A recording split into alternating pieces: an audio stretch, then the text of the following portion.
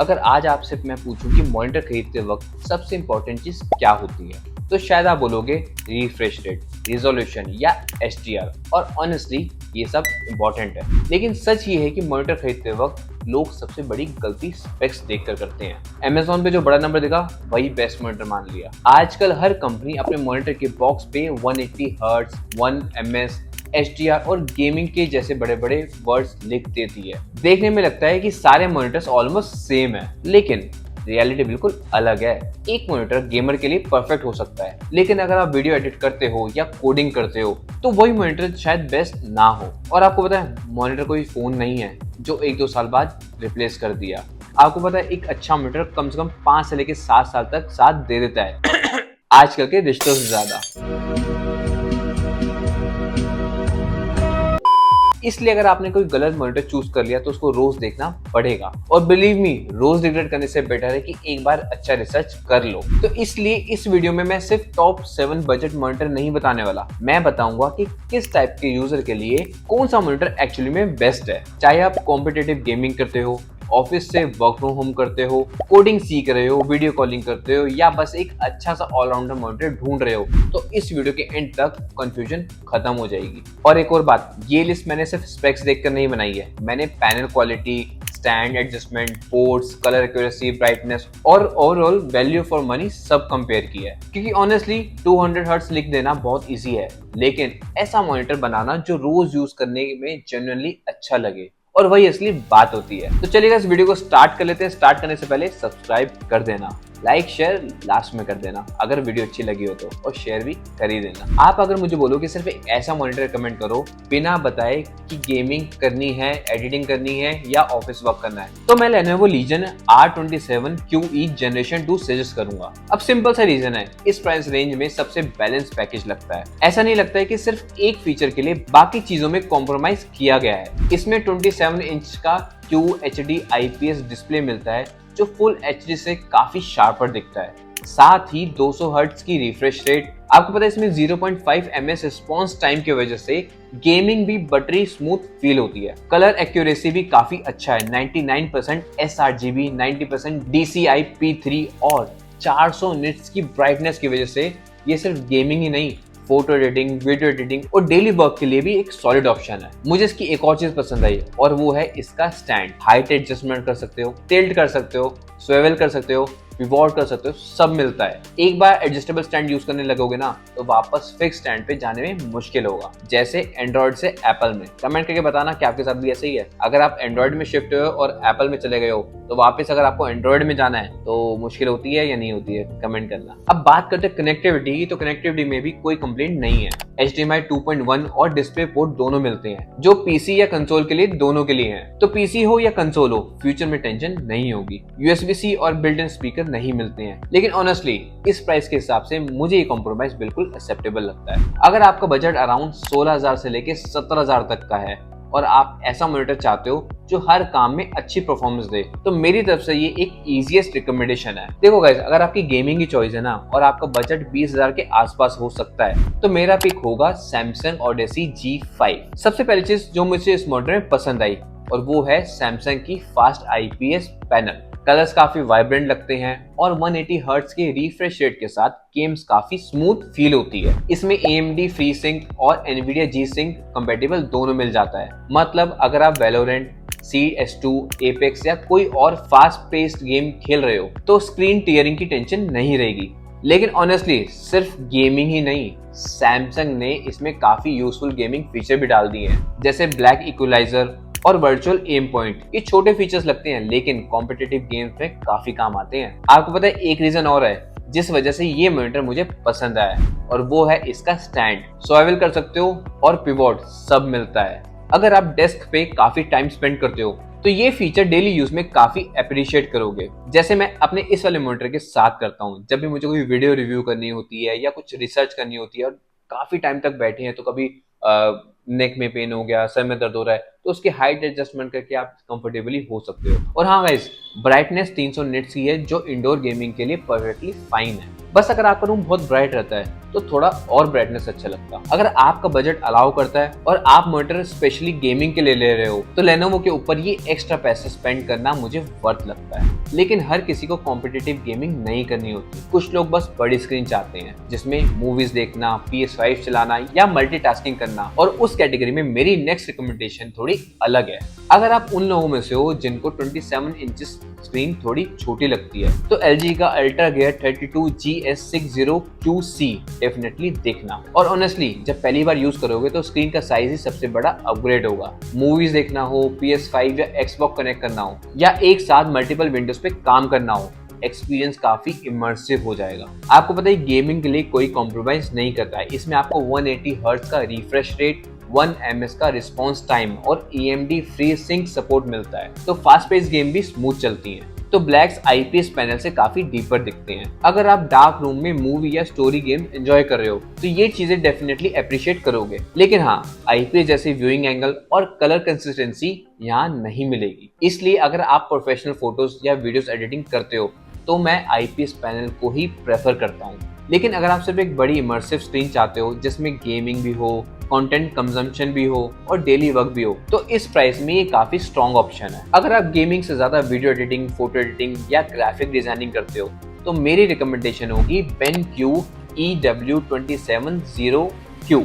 सबसे पहली चीज जो इस मॉनिटर को अलग बनाती है वो है इसका फोकस सिर्फ गेमिंग पे नहीं बल्कि कंटेंट क्रिएशन पर भी है। इसमें 90% DCI P3 कलर गैमेट मिलता है, तो कलर्स काफी वाइब्रेंट और एक्यूरेट दिखते हैं। गेमिंग लवर्स के लिए भी पूरी खराब नहीं है।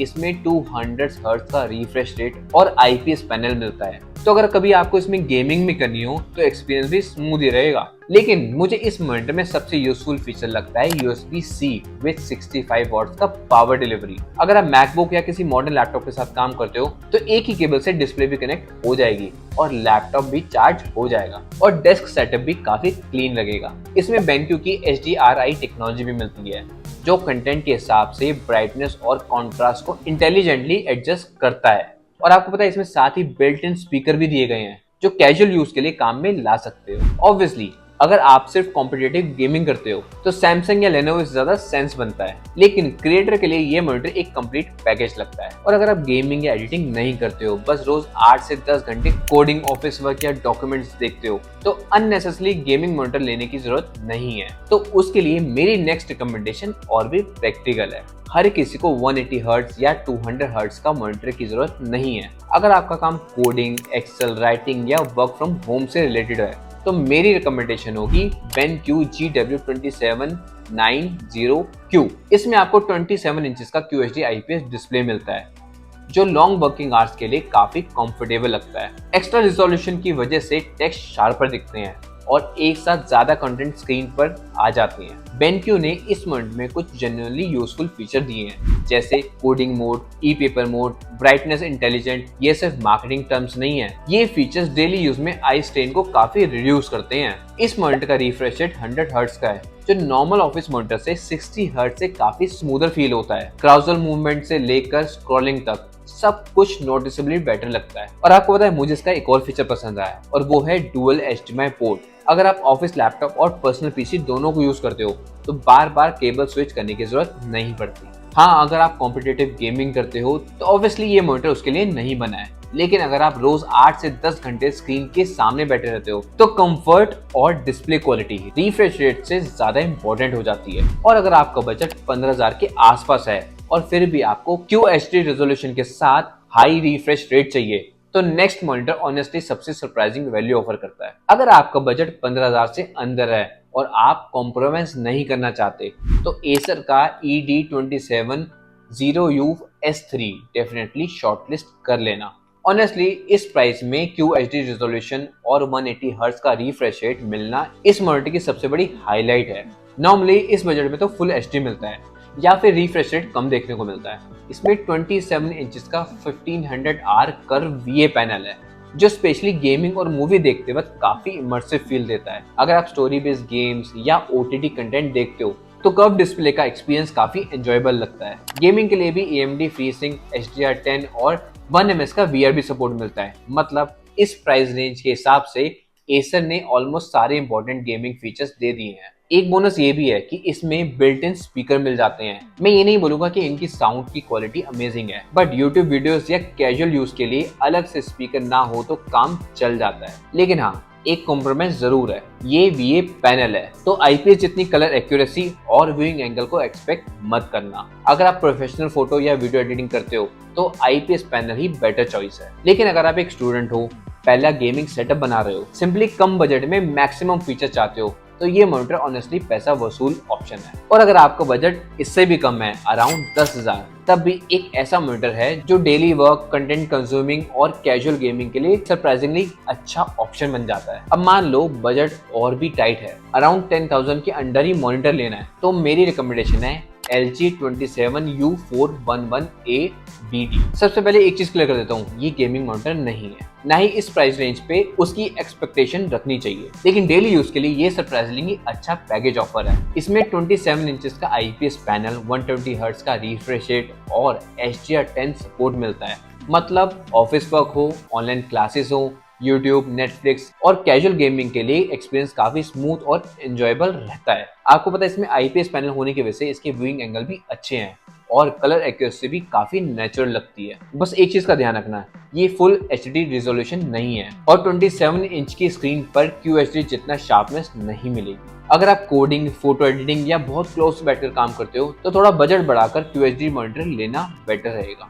लेकिन अगर आप एक स्टूडेंट हो, ऑफिस सेटअप बना रहे हो या लैपटॉप के साथ एक बड़ी सेकंड स्क्रीन चाहते हो, तो 10,000 के अराउंड ये मॉनिटर काफी सेंसेबल चॉइस है। अब मुझे कौन सा मॉनिटर लेना चाहिए, तो गाइस अगर आप मेरी डायरेक्टली रिकमेंडेशन पूछोगे तो मैं इसे कुछ इस तरीके से डिवाइड करूंगा। अगर आपको एक ऑलराउंडर मॉनिटर चाहिए जो गेमिंग भी हैंडल कर ले, वर्क भी हैंडल कर ले और फ्यूचर प्रूफ भी हो, तो मैं लेनोवो के Legion R27QE Gen 2 मेरी फर्स्ट चॉइस रहेगी। एंड अगर आपका फोकस सिर्फ कॉम्पिटिटिव गेमिंग है और बजट थोड़ा बढ़ सकता है, तो Samsung Odyssey G5 definitely worth है। और अगर आप वीडियो एडिटिंग, फोटो एडिटिंग या कंटेंट क्रिएशन करते हो तो BenQ EW270Q सबसे प्रैक्टिकल ऑप्शन लगता है। स्पेशली अगर आप मैकबुक यूज करते हो तो USB-C का कन्वीनियंस डेली लाइफ में काफी काम आता है। और अगर आपका काम कोडिंग, ऑफिस या वर्क फ्रॉम होम से रिलेटेड है तो BenQ GW2790Q ऑनेस्टली एक बहुत बड़ा अंडररेटेड मॉनिटर है।